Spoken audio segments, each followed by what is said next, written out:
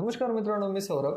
आपण मागच्या व्हिडिओमध्ये असेट मॅनेजमेंट कंपनी व फंड मॅनेजरचं काय काम आहे हे बघितलं. आज आपण म्युच्युअल फंडचे टाईप्स बघणार आहोत. त्यातील पहिला टाईप आहे equity mutual fund. Equity mutual fund असा एक फंड जो की फक्त शेअर्समध्ये इन्व्हेस्टमेंट करतो, त्यामुळे हा हाय रिस्क आहेच व हाय रिटर्न पण प्रोव्हाइड करतो. बाकीच्या कोणत्याही टाईपपेक्षा सर्वात जास्त रिटर्न्स हे इक्विटी म्युच्युअल फंडमध्येच येतात. याच्या कोणकोणत्या स्कीम असतात, जसं की लार्ज कॅप असेल किंवा मिड कॅप असेल किंवा सेक्टरल फंड असेल, हे यामध्ये येतात.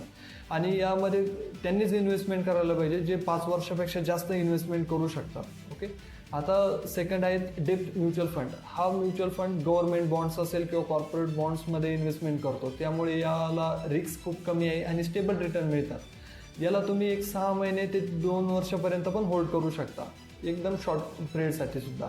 त्यामुळे याचे जे एक्झाम्पल आहेत, जसं की लिक्विड फंड असेल किंवा शॉर्ट टर्म डेब्ट फंड असेल. ओके, त्यानंतर आहे third hybrid fund. Hybrid fund कोणासाठी, की जो सेफ्टीकडे पण बघतोय आणि ग्रोथकडे पण बघतोय. म्हणजे यामध्ये तुम्ही इक्विटी पण घेऊ शकता आणि डेब्ट पण घेऊ शकता, एक बॅलन्स ग्रोथसाठी.